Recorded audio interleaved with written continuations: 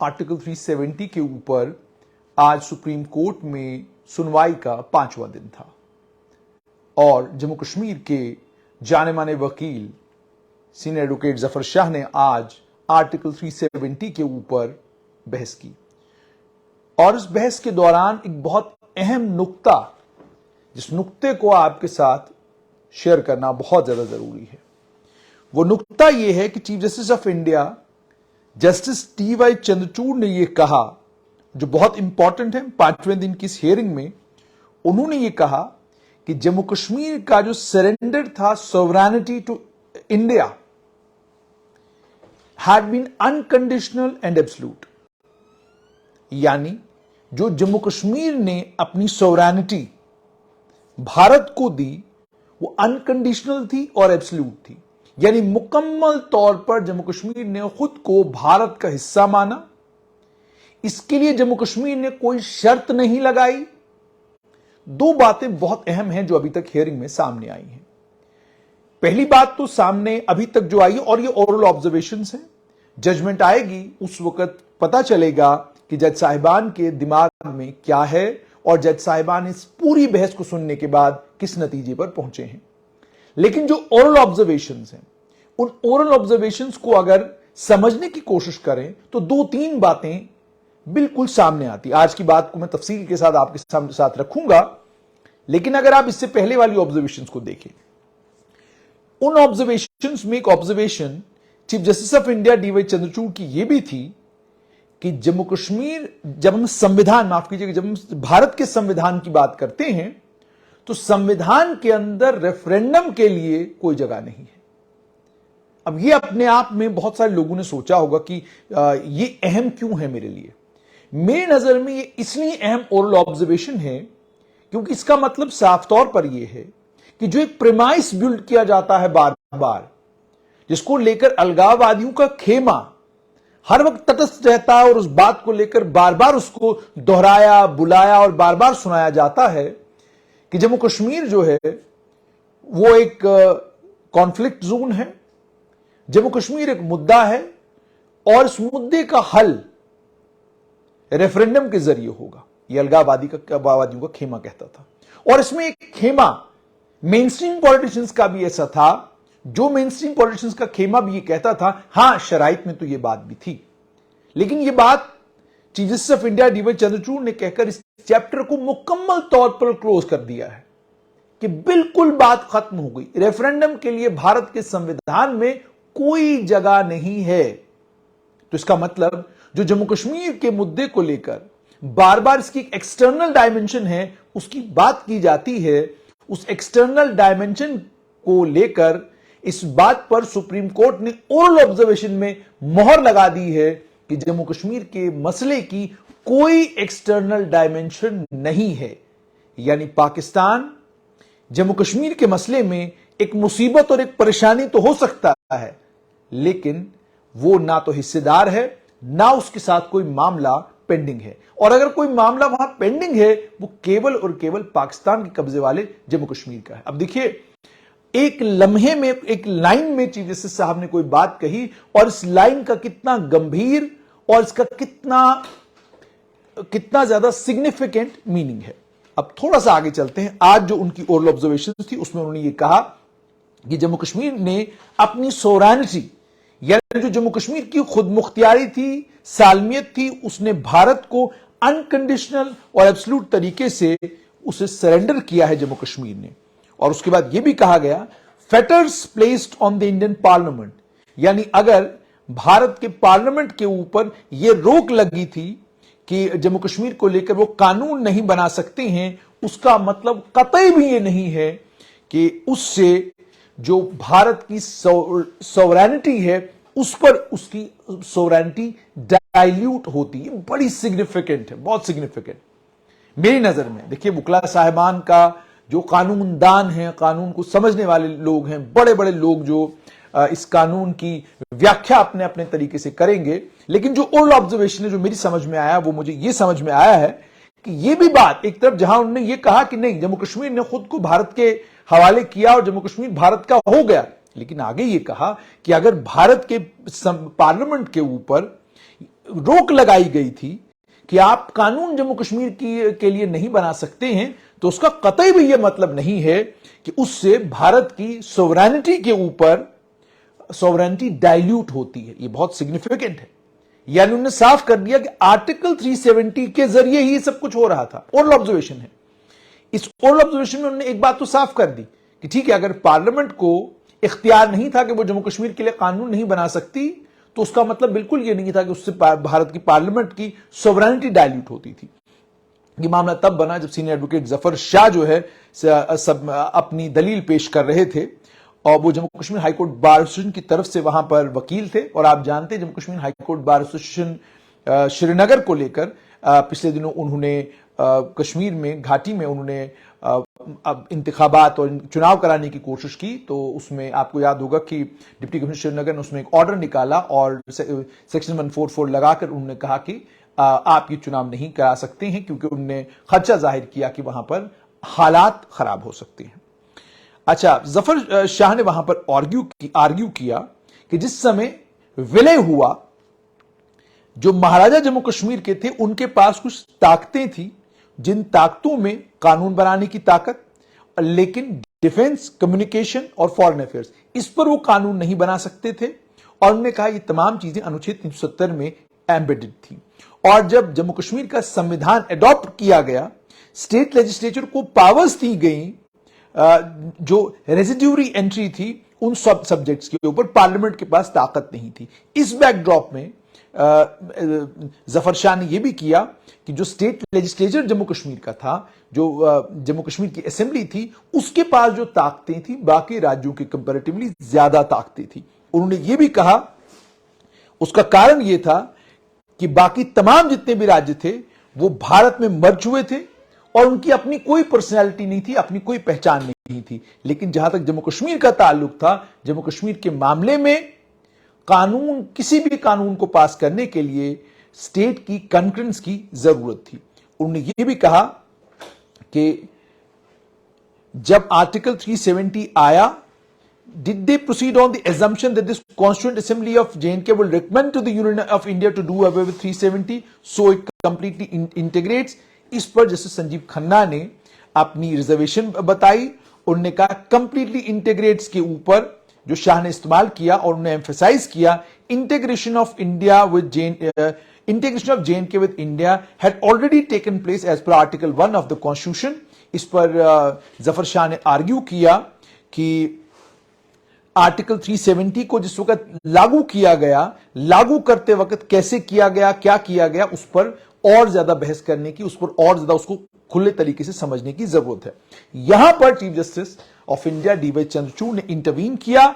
उन्होंने यह कहा कि जम्मू कश्मीर ने अपनी सोवरेनिटी सरेंडर की भारत को, और वो अनकंडीशनल थी, एब्सोल्यूट थी। उन्होंने कहा एक बात तो बिल्कुल साफ है कि ये जो आपने अपनी सोवरेनिटी भारत को दे दी, ये अनकंडीशनल थी, इसमें कोई आपने शर्त नहीं लगाई और ये बिल्कुल मुकम्मल था। और जब once sovereignty was absolutely fully vested in India, the only restraints would be on power of parliament to enact law। और सिर्फ एक ही चीज पर रोक थी, वो ये था कि पार्लियामेंट जम्मू कश्मीर के लिए कानून नहीं बना सकता है।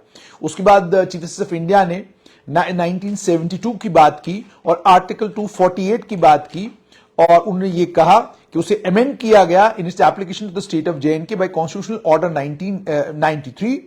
अमेंडमेंट के मुताबिक पार्लियामेंट को यह ताकत दी गई थी,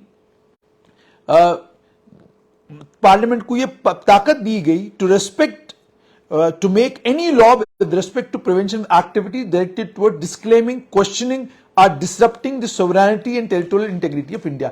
यह भी बहुत सिग्निफिकेंट है। देखिए कैसे सिग्निफिकेंट है। उन्होंने कहा, चीफ जस्टिस ऑफ इंडिया ने कहा कि 1972 की बात की, उन्होंने कहा आर्टिकल 248 जो पार्लियामेंट को रेजिड्यूरी पावर्स देता है, इसे अमेंड किया गया जिस तरीके से जम्मू कश्मीर पर लागू होता था एक कॉन्स्टिट्यूशनल ऑर्डर 93 के तहत।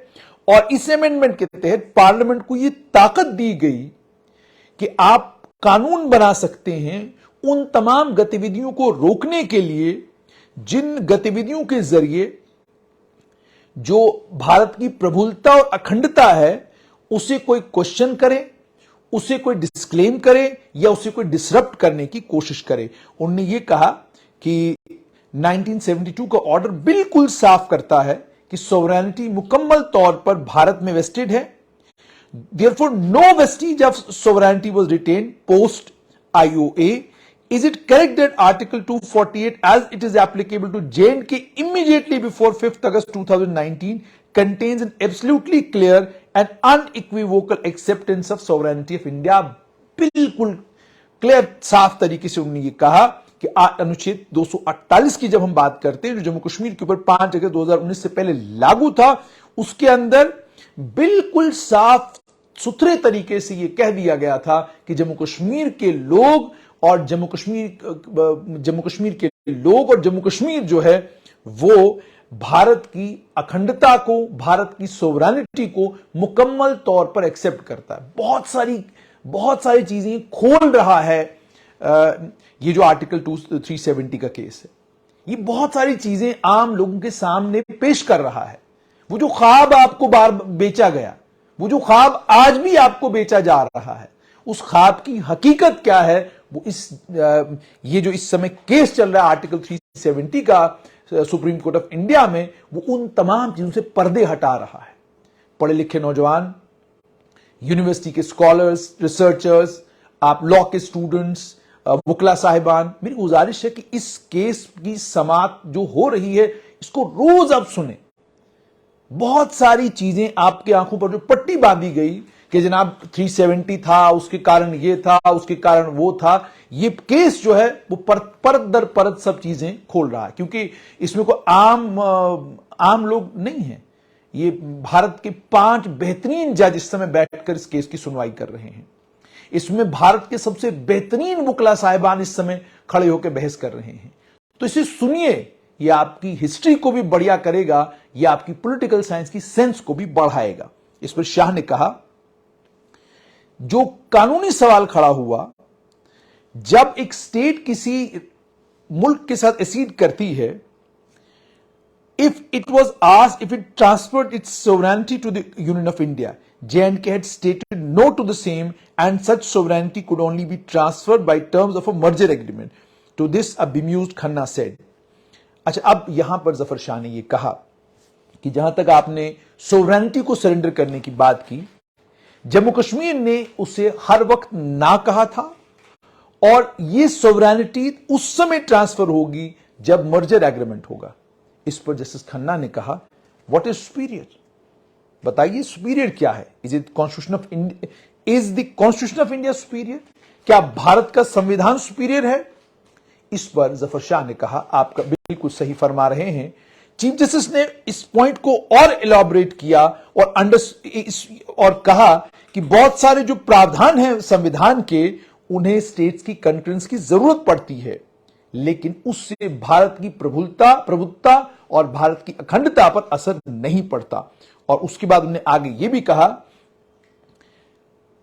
कि जो कानून बनाने की ताकत है पार्लियामेंट की, वो संविधान के डिजाइन में रखी गई थी, due to India following a system where power was not solely centralized, क्योंकि भारत एक ऐसा सिस्टम फॉलो करता है जिसमें ताकत को सेंट्रलाइज नहीं किया गया है। और उन्होंने यह भी अंडरलाइन किया कि उससे भारत की अखंडता कम नहीं होती है, बट उससे सिर्फ एक बाउंड्री पड़ जाती है कि पार्लियामेंट क्या कर सकती है और पार्लियामेंट क्या नहीं कर सकती है। और उसके बाद उन्होंने ये भी कहा, सीजेआई ने ये भी कहा, take the case of any other Indian state apart from J&K, there are restraints on power of parliament to make laws for any states for subject on stateless. The distribution of the legislative power does not effect the sovereignty vested in India. Restraints on power to enact legislation is implicit in the scheme or the frame of the constitution because we don't have unitary state. But does that retract from sovereignty? No.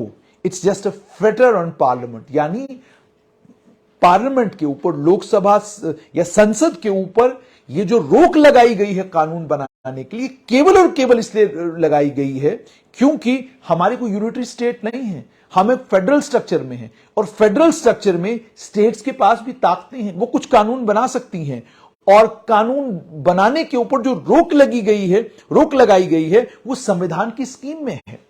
और उसके बाद तफसील में इस पर बात हुई। उसके बाद उन्होंने सेक्शन सेक्शन 249 की बात की। उन्होंने कहा कि once article 1 states that India shall be union of states inclusive of J&K, the transfer of sovereignty was unequivocally accomplished, and we should not construe the post Article 370 Constitution as a document that inadvertently preserves any remnants of sovereignty within J&K. The CJI highlighted the broader scope of concurrence within the Constitution and stated that requirement for concurrence was not unique to India's relationship with J&K. ये भी जो कानूनदान है उनके लिए बहुत important और बड़ा significant है। उन्होंने कहा आर्टिकल 1 की बात की और आर्टिकल 1 में उन्होंने ये कहा कि भारत यूनियन ऑफ स्टेट्स है जिसमें जम्मू कश्मीर भी आता है। उसके बाद सेक्शन 249 की बात उन्होंने ये कही, सेक्शन 249 की मिसाल दी। फिर उसके बाद उन्होंने ये कहा एक बार जब आर्टिकल 1 ये कहता है भारत जितने भी राज्य हैं उनकी एक यूनियन होगी और उसमें जम्मू कश्मीर भी है, तो इसका मतलब साफ तौर पर यह है कि जो सोवरेनिटी, जिस आजादी और जिस की बात की जा रही है वो मुकम्मल तौर पर जो है दैट इज अनइक्विवोकली एकम्प्लिश्ड, वो मुकम्मल हो गया। और हमें यह नहीं मानना चाहिए कि अनुच्छेद 370 के बाद 370 कॉन्स्टिट्यूशन एज ए डॉक्यूमेंट जो किसी भी तरह की सोवरेनिटी जम्मू कश्मीर के पास रखता है। उसके बाद उन्होंने कंकरेंस के ऊपर बात की कि संविधान के अंदर कंकरेंस का स्कोप कितना है, और उन्होंने यह भी कहा कि ये जो कंकरेंस का मामला है जम्मू कश्मीर को लेकर कुछ मुख्तलिफ नहीं है, ये बाकी कई राज्यों में इसी तरह का है, अगर जम्मू कश्मीर में है तो कोई अलग नहीं है। उसके बाद उन्होंने ये भी कहा sovereignty was ceded completely to union of India. उन्होंने कहा कि सोवरेनिटी मुकम्मल तौर पर आपने जम्मू कश्मीर ने भारत को अपनी सोवरेनिटी सौंप दी थी। उस पर जफर शाह ने कहा कि फिर उन संवैधानिक प्रोविजंस का क्या होगा जिसमें कंकरेंस की जरूरत है, और उसके बाद यह कि जहां प्रेसिडेंट जो है मॉडिफिकेशन बदलाव करता है कंकरेंस के बाद, क्या यह प्रोविजन एप्लीकेबल होगा स्टेट पर भी। तो उसके बाद उन्होंने यह भी कहा कि वो सिर्फ यह क्लेम कर रहे थे कि कॉन्स्टिट्यूशनल ऑटोनॉमी जो जम्मू कश्मीर के पास है, जो जम्मू कश्मीर से छीन ली गई थी।